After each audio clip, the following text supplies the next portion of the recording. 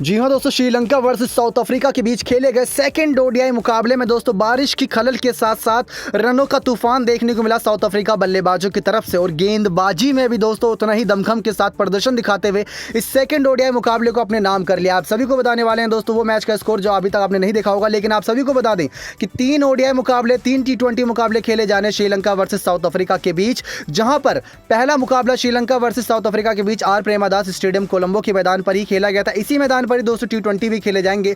14 run से पहला मुकाबला श्रीलंका ने बड़े ही शानदार तरीके से जीता था, लेकिन दूसरे मुकाबले में साउथ अफ्रीका की टीम ने पलटवार करते हुए इस मैच में जीत करके ये सीरीज अब बराबरी पर खड़ी कर दी है। और आखिरी मुकाबला जो होना है दोस्तों वो निर्णायक मुकाबला साबित होगा 7 सितंबर को, क्योंकि 7 सितंबर को होना है इन दोनों के बीच आखिरी मुकाबला। आप सभी को बताएं कि बारिश की खलल के बाद यहां पर मैच के रूल्स में कुछ चेंजेस किए गए, जहां 47 ओवर का ये खेल कर दिया गया था।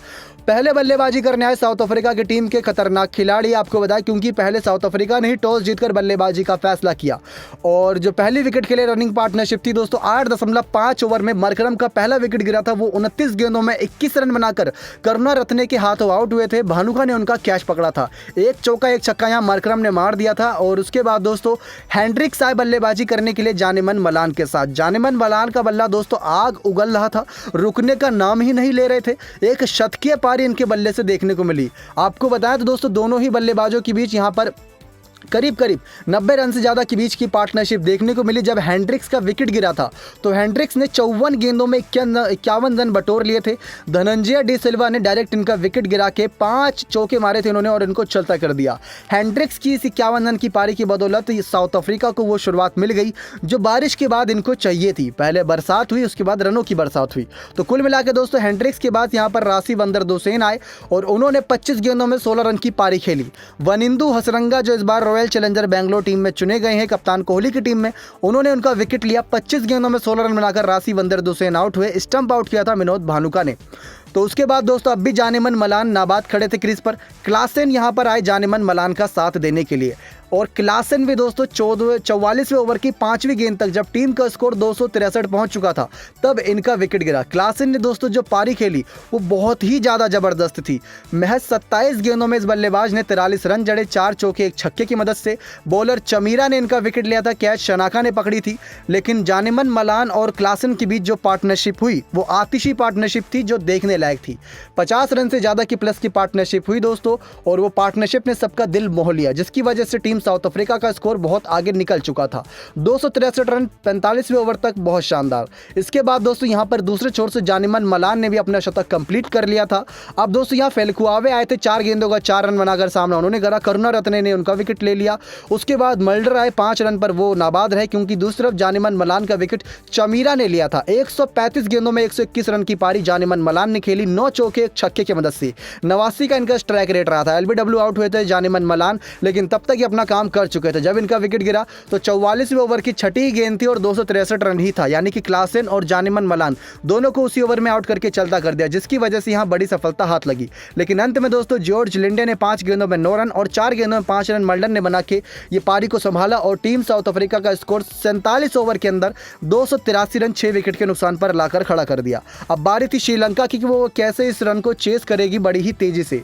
चुनौती बहुत बड़ी कठिन थी क्योंकि साउथ अफ्रीका ने पहले अच्छी पारी खेली थी, ऊपर से जो वेदर कंडीशन थी उसको देखते हुए लग रहा था कि दोस्तों बल्लेबाजी के लिए थोड़ा अब अच्छी नहीं रहेगी, क्योंकि जो गेंद सीधा चौके के लिए जानी चाहिए वो बारिश की वजह से जो आउटफील्ड होती है वो काफ़ी हेवी आउटफील्ड हो गई थी, वेटी आउटफील्ड, जिसकी वजह से उनको भी दिक्कत हुई।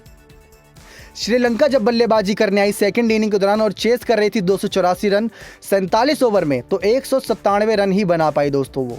आपको बता दें टॉस भी बारिश की वजह से ही लेट शुरू हुआ था, जिसकी वजह से 3-3 ओवर घटाने पड़े। आविष्का फर्नांडो 8 रन बनाकर रबाडा के हाथ आउट हुए। विनोद भानुका 7 रन बनाकर मल्डर के हाथों आउट हुए। भानुका राजपक्सा बिना खाता खोले ही रबाडा ने चलता कर दिया।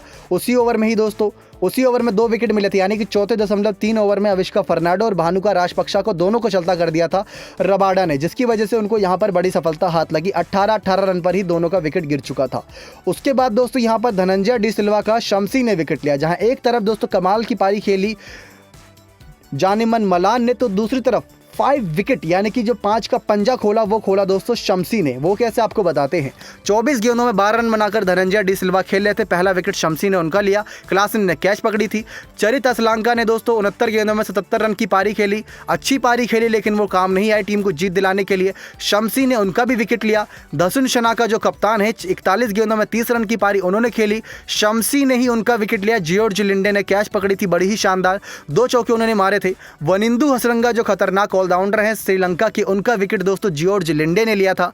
केशव महाराज ने चमिका करुणा रत्ने का विकेट लिया था। चमिका करुणा रत्ने ने लास्ट में 23 गेंदों में 36 रन की पारी खेली थी, 1 चौके 2 छक्के की मदद से, लेकिन केशव महाराज ने इनका विकेट लेकर इनको चलता कर दिया। दुष्मंत चमीरा 23 गेंदों में 11 रन बनाकर आउट हुए। इसी के साथ साथ दोस्तों अकेला धनंजय भी 3 रन बनाकर आउट हुए और लास्ट में परवीन जय विक्रमा अकेले ही नाबाद खड़े रह गए। बात करें यहाँ अच्छी गेंदबाजी की तो कगिसो रबाडा ने 6 ओवर में 16 रन देते हुए 2 विकेट झटके। वियान मल्डर ने 5 ओवर में 30 रन देते हुए 1 विकेट लिया। केशव महाराज ने 8 ओवर में 32 रन देते हुए 1 विकेट लिया। तबरेज शम्सी ने 7 ओवर की चौथी गेंद तक 49 रन देते हुए 5 विकेट लिया। जियोर्ज लिंडे ने 5 ओवर में 40 रन देते हुए 1 विकेट झटका। टोटल 36.4 ओवर में ही पूरी श्रीलंका की टीम दोस्तों समझ चुकी थी और डीएलएस मेथड के हिसाब से 67 रन से यहां साउथ अफ्रीका ने ये मैच अपने नाम कर लिया, ये सेकंड ओडीआई मुकाबला। अब बचे हुए मुकाबले पर दोस्तों यहां पर नजरें होंगी दोनों ही टीमों की, लेकिन श्रीलंका के लिए दोस्तों देखने वाली बात यह है कि जो पहला ओडीआई मुकाबला रहा था उसमें अच्छी बल्लेबाजी के दम पर ही इन्होंने वापसी की थी मैच में, क्योंकि इन्होंने पहले बल्लेबाजी करते हुए 300 रन का आंकड़ा बनाया था, जिसमें अविष्का फर्नांडो ने 118 रन की पारी खेली थी। धनंजय डी सिल्वा ने 44 तो कप्तान नहीं दोस्तों असलंका ने 72 रन की पारी, जिसकी बदौलत अच्छा पारी कर पाए थे, लेकिन साउथ अफ्रीका ने भी 286 रन बना लिए थे। अब उसके बाद दोस्तों इस मुकाबले पर भी नजर डाली जाए तो साउथ अफ्रीका ने वही पारी खेली जो पिछले ओडीआई मुकाबले में खेली थी, लेकिन श्रीलंका की बल्लेबाजी डगमगा गई और वो 197 रन पर ही ऑल आउट हो गए। कुल मिलाकर बात यह है दोस्तों जो आखिरी ओडीआई मुकाबला होना है वो निर्णायक मुकाबला साबित होगा। और यहाँ बात करें दोनों ही टीमों की प्लेइंग 11 की तो साउथ अफ्रीका की जो प्लेइंग 11 है दोस्तों उसमें से कुछ बड़े बड़े नाम अभी मिस हैं, जैसे दोस्तों कगिसो रबाडा के जो साथी होते हैं ओनिक नोरक्याज वो नहीं देखने को मिल रहे, साथ ही साथ ओपनिंग बल्लेबाज क्विंटन डिकॉक जो होते हैं वो भी नहीं देखने को मिल रहे। तो ये इस वजह से क्योंकि अब आईपीएल और कैरिबियन प्रीमियर लीग चल रही है, दूसरी तरफ आईपीएल 19 सितंबर से शुरू होगी, कैरिबियन प्रीमियर लीग 15 सितंबर को खत्म होगी, तो दोनों चीज़ अलग अलग टाइम पे चल रही है, लेकिन उनको ध्यान में रखते हुए वो अपनी टीम में अपनी फ्रेंचाइजीज के साथ यहाँ पार्टिसिपेट करके प्रैक्टिस कर रहे हैं T20 की।